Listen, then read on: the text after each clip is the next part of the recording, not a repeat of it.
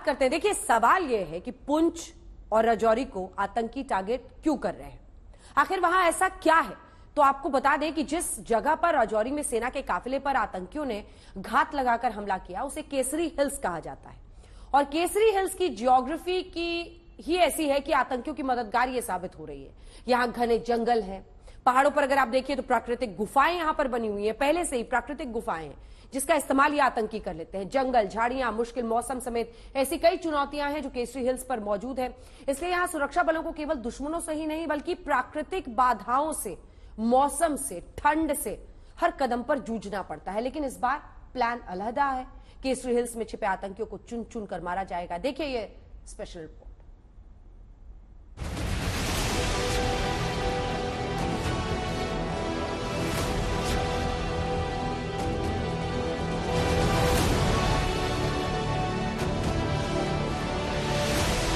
ये बिहार के नवादा जिले के मिट्टी की दीवारों और टीन के छप्पर का घर बिहार के लाल चंदन कुमार का है। राइफलमैन चंदन कुमार उन 4 जांबाज जवानों में एक हैं जो राजौरी में आतंकियों से लोहा लेते हुए वीर गति को प्राप्त हुए। गांव में मातम पसरा है।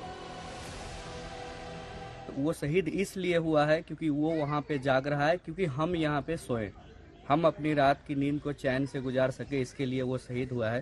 तो पूरे इस मतलब हमारे गांव में काफी लोग मातम में हैं, काफी दुखी हैं। और ये है कानपुर के चौबेपुर गांव में शहीद करण सिंह यादव का घर। जैसे ही लोगों को खबर मिली कि उनका सपूत सरहद पर शहीद हुआ है, लोगों का जमावड़ा लग गया। गांव हमारा पूरा गमगीन है। गांव का पूरा क्षेत्र, सारा क्षेत्र के सारे लोग निरस्ता, सब अश्रुपूरित निगाहों से पूरा क्षेत्र आ रहा है। सारे बच्चे आ रहे हैं, सारी महिलाएं आ रही हैं। तो आश्चर्यजनक घटना तो राजौरी में सेना के जवानों की वीरता पर गर्व है। तो जिस तरह से आतंकियों ने घात लगाकर हमला किया है, उस पर पूरे देश का खून खौला हुआ है। आपको बता दें कि राजौरी के केसरी हिल्स के इस इलाके में 2 साल में 8 बार आतंकी हमला हुआ है। पाकिस्तानी सीमा के करीब का ये इलाका घने जंगलों वाला पहाड़ी इलाका है। इसे केसरी हिल्स का इलाका कहा जाता है। इन पहाड़ियों पर कई ऐसी प्राकृतिक गुफाएं हैं जहां आतंकियों ने अपना पनाहगाह बना रखा है। वो इन इलाकों में छुप कर रहते हैं और जैसे ही उन्हें मौका मिलता है वो सुरक्षा बलों पर हमला कर देते हैं। जो मेरे पीछे आप पहाड़ियां देख रहे हैं, यहाँ पर राजौरी और पुंछ जिले की पहाड़ियां जो आप देख रहे हैं, यहाँ पर नेचुरल हाइड आउट्स हैं, यानी कि प्राकृतिक गुफाएं हैं। और वो एक तरह से एक पनाहगाह बन जाती है इन आतंकवादियों की। और कुछ यहाँ इनके मददगार हैं, कुछ मुट्ठी भर, कुछ चंद जो हैं इनके मददगार हैं, ओवरग्राउंड वर्कर्स हैं आतंकवादियों के, जो इनको लॉजिस्टिक्स जो है मदद करते हैं, इनको सहायता करते हैं। और इसी कारण ये इन गुफाओं में काफी समय तक रह पाते हैं और इनको इन गुफाओं के बारे में जानकारी भी मिलती है। तो साफ तौर पर अगर हम देखें तो राजौरी और पुंछ जिलों में आतंकी गतिविधियां बढ़ी है। और उसका यहाँ पर मुख्य कारण यह है कि समय क्यों लग रहा है सुरक्षा बलों को इन आतंकवाद विरोधक अभियानों को पूरा करने में। उसका मुख्य कारण है यहाँ का भूगोल, क्योंकि यहाँ घने जंगल हैं, ऊंचे पहाड़ हैं और कई बार यहाँ पर विजिबिलिटी जो है काफी कम रहती है, ठंड भी काफी ज्यादा रहती है, कभी वर्षा हो जाती है। तो काफी चुनौतीपूर्ण ये जो है पूरा इलाका बन जाता है। आपको बता दें कि इस इलाके से पाकिस्तान की सरहद महज 50-60 किलोमीटर दूर है।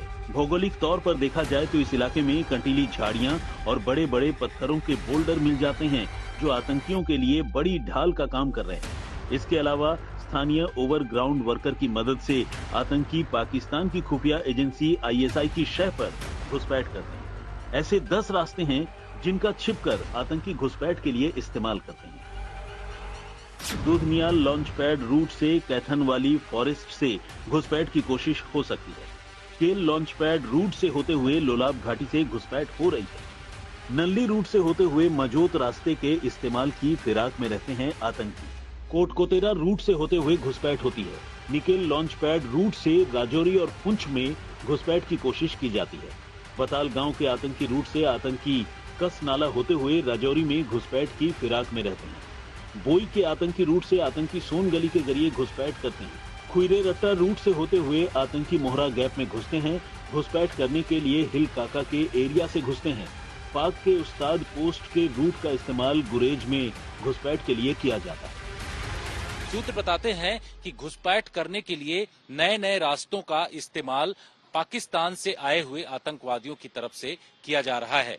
हालांकि सुरक्षा बल यहां लगातार सर्च ऑपरेशन चला रहे हैं, लेकिन ये आतंकी जिस तरीके से छिपकर बैठे हुए हैं, उनको लेकर के बड़ा सुरक्षा एजेंसियों के बीच में सरदर्द बना हुआ है। और सूत्र बताते हैं कि कई ऐसे लॉन्च पैड्स हैं जो कि पाक अधिकृत कश्मीर में मौजूद हैं, जिसमें 4 ऐसे लॉन्च पैड हैं। मसरूर बड़ा भाई जो कि इंटरनेशनल बॉर्डर पर है, इसके साथ साथ एलओसी के उस पार लॉन्च पैड्स में आतंकवादियों को इकट्ठा किया गया है, जिनके बारे में बताया जा रहा है कि ये विदेशी आतंकी हैं, जैश ए मोहम्मद और लश्कर ए तैयबा के आतंकी। इन आतंकवादियों को भारत के अंदर भेज करके बड़ी घटना को अंजाम देने का भी प्लान तैयार पाकिस्तानी खुफिया एजेंसी आईएसआई ने किया है।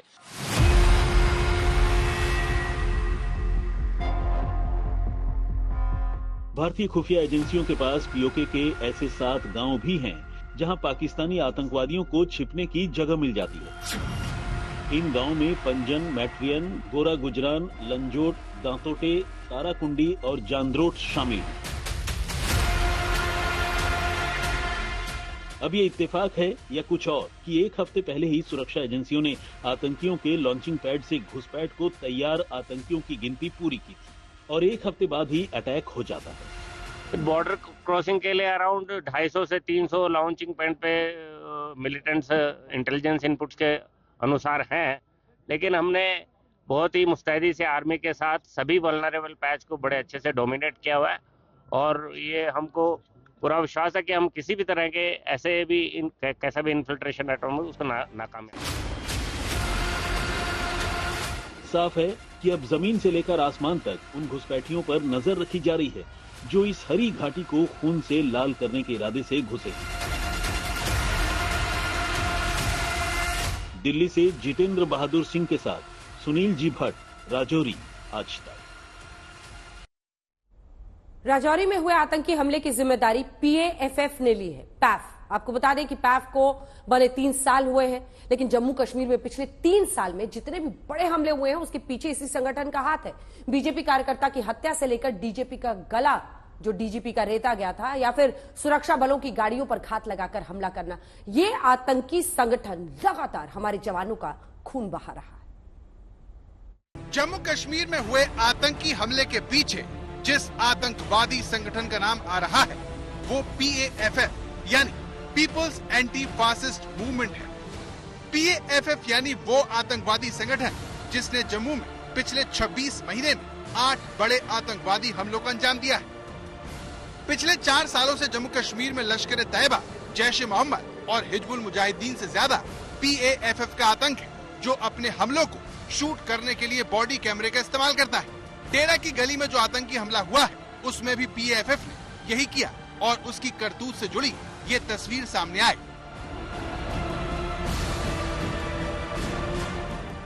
पीएएफएफ की तरफ से सोशल मीडिया पर आतंकी हमले की जो तस्वीर शेयर की गई है उसमें अमेरिका में बनी M4 राइफल को देखा जा सकता है। तस्वीर हमले के वक्त की है जिसमें पीएएफएफ ये बताना चाह रहा है कि उसने किस हथियार से सुरक्षा बलों को निशाना बनाया। ऐसा पहली बार नहीं है जब आतंकवादियों ने इतने अत्याधुनिक हथियार का इस्तेमाल किया।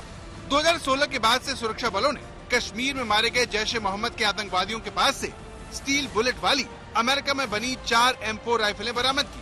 आतंकवादी अधिक नुकसान पहुंचाने के लिए स्टील की गोलियों का इस्तेमाल कर रहे हैं और ये गोलियां स्टील और वाहनों को आसानी से भेद देती हैं। पीएएफएफ की तरफ से एक दूसरी तस्वीर भी सोशल मीडिया पर वायरल है जो हमले के बाद की कही जा रही है। ऐसा पहली बार नहीं है जब पीएएफएफ ने इस तरह से हमले की तस्वीर जारी की हो। इससे पहले उसने पुंछ में सेना के काफिले पर घात लगाकर हमले की तस्वीरें शेयर की थी। इन 2 तस्वीरों में एक तस्वीर सेना की गाड़ी है तो दूसरी में आतंकवादी हाथ में राइफल पकड़े हुए हैं। अब सवाल यह है कि हमले की फोटो जारी करने वाला यह आतंकवादी संगठन कैसे काम करता है। पाकिस्तान ने लश्कर, जैश और हिजबुल के रहते इसे क्यों बनाया। पीपल्स एंटी फासिस्ट फ्रंट का नाम पहली बार जम्मू कश्मीर से अनुच्छेद 370 हटने के बाद सामने आया। पाकिस्तान के इशारे पर इसे 2020 में बनाया गया। इसे जैश ए मोहम्मद का नया नाम भी कहा जा सकता है, जो पिछले 3 सालों से जम्मू कश्मीर में सभी बड़े हमलों के पीछे है। जिसे देखते हुए 7 जनवरी 2023 को गृह मंत्रालय ने PAFF को आतंकवादी संगठन घोषित कर दिया। अगस्त 2019 में जब धारा 370 JNK से हटाया गया था, उसके बाद सितंबर में ही इस ऑर्गेनाइजेशन ने अपना एक वजूद बनाया था। इसको बनाने में पूरा ISI का हाथ है और साथ ही साथ जैश ए मोहम्मद का ये एक प्रॉक्सी ऑर्गेनाइजेशन है। PAFF ने जम्मू कश्मीर में पहले भी कई हमलों को अंजाम दिया। 3 जून 2021 को बीजेपी नेता राकेश पंडिता की हत्या भी इसी संगठन ने की थी। इसके बाद 11 अगस्त 2021 को PAFF ने एक बार फिर राजौरी जिले में सेना पर हमला किया। ये आतंकवादी संगठन यही नहीं रुका और इसके ठीक 2 महीने बाद 11 अक्टूबर 2021 को मेंढार में पुंछ जिले में भारतीय जवानों पर हमला किया गया, जिसमें सेना के 9 जवान शहीद हो गए। 3 अक्टूबर 2022 को जम्मू कश्मीर के पुलिस महानिदेशक हेमंत लोहिया की उनके घर में घुसकर हत्या कर दी गई। तो इसका जवाब जानकार ये देते हैं कि ये हमले से पहले लंबी प्लानिंग करता है। पाकिस्तान की खुफिया एजेंसी ISI इन आतंकवादियों को खास तौर पर ट्रेनिंग देती है, जिन्हें जम्मू कश्मीर के दूर दराज के इलाकों में घात लगाकर सुरक्षा बलों पर हमला करने के लिए तैयार किया जाता है। लेकिन सवाल यह है कि इस संगठन के आतंकवादी सैनिकों की तरह कैमरे वाला हेलमेट क्यों पहनते हैं? क्यों ये आतंकवादी संगठन अपने हमलों का प्रचार करता है? जो भी अटैक कैरी आउट करते हैं, ये लोग अपना एक हेलमेट से एक बॉडी कैमरा रखते हैं। उससे वो लोग फिर जब वो अटैक को जब अंजाम देते हैं तो उन अटैक्स को वो लोग सोशल मीडिया में भी जैश ए मोहम्मद के लिंक से ही उसको वहां पर फिर ऐड किया जाता है। इनके पास जो ट्रेनिंग है, बड़े खतरनाक आतंकवादी हैं ये। लेटेस्ट इनके पास इक्विपमेंट और एम्युनिशन इनके पास है। जम्मू कश्मीर में आतंक चारों तरफ से चोट खा रहा है। ये इसी बात से समझा जा सकता है कि आतंकवादी घाटी से निकलकर पहाड़ और जंगलों में छिपने को मजबूर है, जहां से उनका सफाया होना बाकी है। हालांकि जिस इलाके में PAFF हमला कर रहा है, उसका भूगोल सुरक्षा बलों के लिए आतंक से बड़ी चुनौती माना जा सकता है। सुनील जी भट्ट, राजौरी, आज तक।